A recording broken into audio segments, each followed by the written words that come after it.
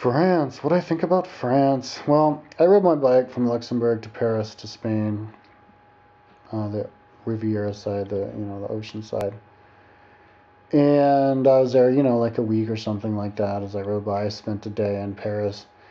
When I first got to France, I was really excited about going to France because I took like a semester of French in college, or maybe even a whole year.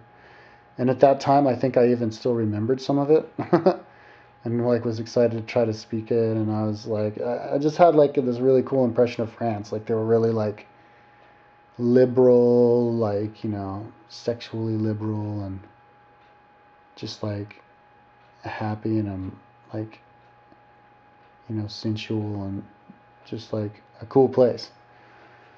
Maybe like like a good mix, and I would say maybe this is a good description of France. It's like a good mix between like the relaxedness of the Mediterranean with the organization and and responsibility and all that of Scandinavia, kind of like the best of both worlds or whatever. That was my impression. But then I got there and it's kind of the same thing. What happens to like everybody who goes there, they find out that French people aren't so nice. Like I went to, I had one day where I was tired, so I only rode 17 miles that day, and I went and I got a coffee, and I was like reading at a coffee shop, like on a Sunday. It was a Sunday, and there was like nobody there. I was like the only customer outside, and all these tables, and I put my foot up on the chair, and this guy's like, the waiter comes up, and he's like, get your foot off the chair. And that was kind of weird. Like, they wouldn't do that in America. I mean, I guess some places would, but you'd have to be a dick.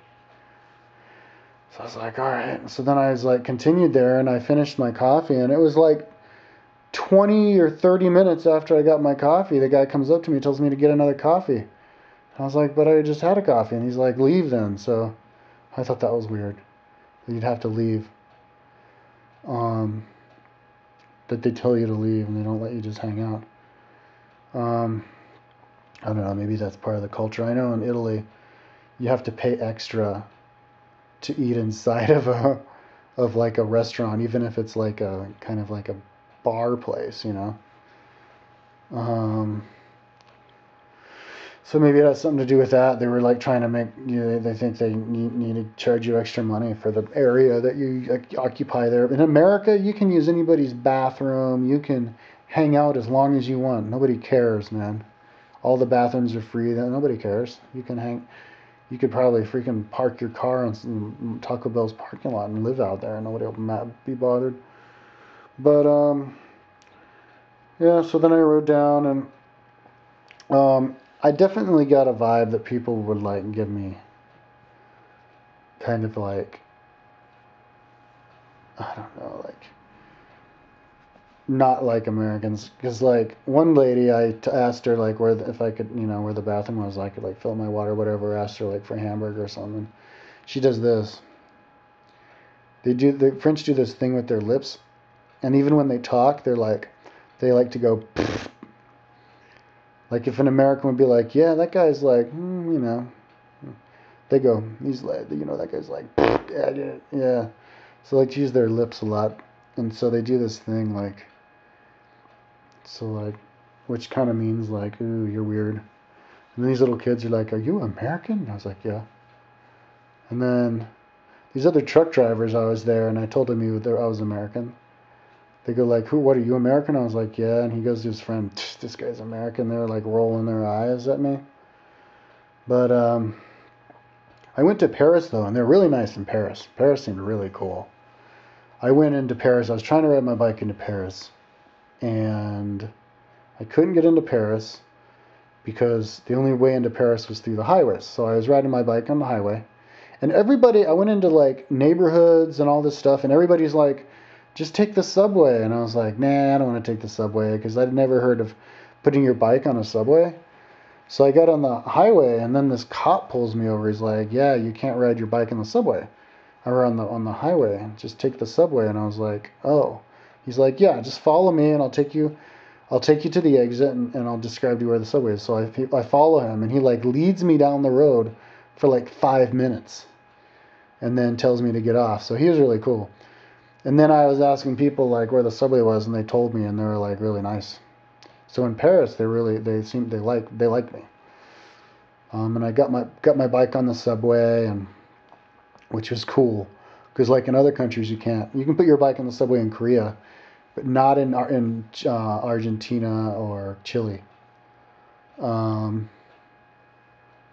and so I took the subway into the center, and I saw the biggest McDonald's I'd ever seen in my entire life there. It was like 2 stories, like 70 people in line, like 20 cash registers it seemed like, and each one was like 20 people deep. Like, I guess they like their McDonald's.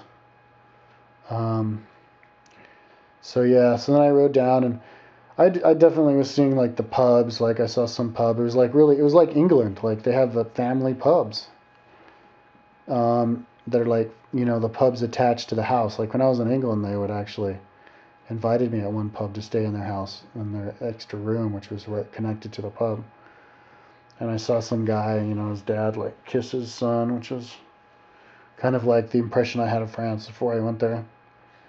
He's like some little kid, and I was in another pub like reading there, and some guy comes in and he knows everybody and he shakes everybody's hand, including mine.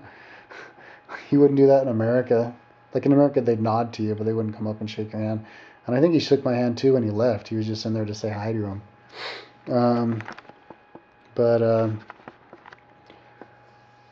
Yeah, but I definitely decided I didn't really want to deal with any of the people there, because I just felt like I was getting dirty looks. So I made sure to stay in a hotel, in a McDonald's. I ate at McDonald's every single time I was there. That's when I got in the habit of eating only at McDonald's. I get 2 Happy Meals. I love McDonald's, especially when you're bike touring, because you can enjoy the food and you don't have to worry about getting fat. And I did that when I was in Spain too.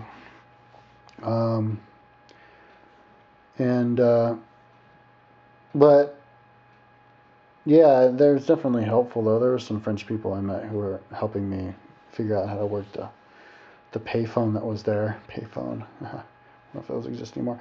But you have to pay for your bathroom there too. And there's lots of castles in France too. Not as many as in Spain and Portugal though. I only saw like a couple. But that was cool. And all of France was totally flat. Completely flat, like Kansas.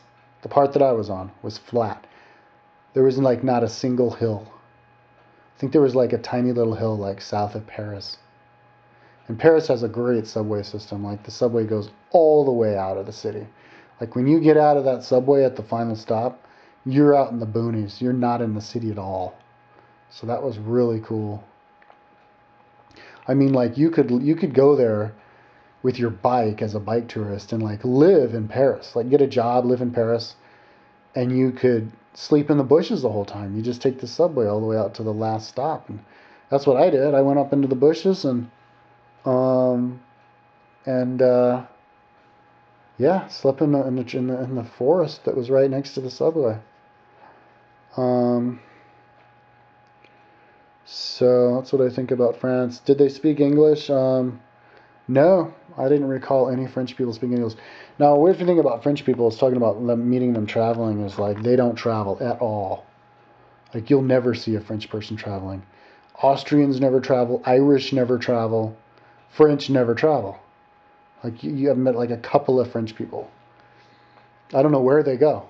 Like maybe they just travel in France. But and the ones who travel don't speak English at all. Like at all. I tried to talk to some French girl when I was in some cozy hostel in Peru, and she's just like, I don't speak English, and storms away. And like I actually had a French friend for a while, and I spoke Spanish with him, but then I found out later he actually spoke English. That was kind of funny. So I guess they don't like to speak any language other than their own. And I guess my theory for that is that, lingua franca, it's actually a term people use, is like the common language. French was the common language of the world, not English. All the way up until World War I. Their empire was bigger than England. Up until World War I. They had like most of Africa, they had like a whole bunch of Southeast Asia, like Eastern Canada, you know, even like south of America, Louisiana, and yeah, but so maybe they just don't want to speak another language because they're like jealous and they're pissed off that their language is like totally useless now. All right, I'm out of time.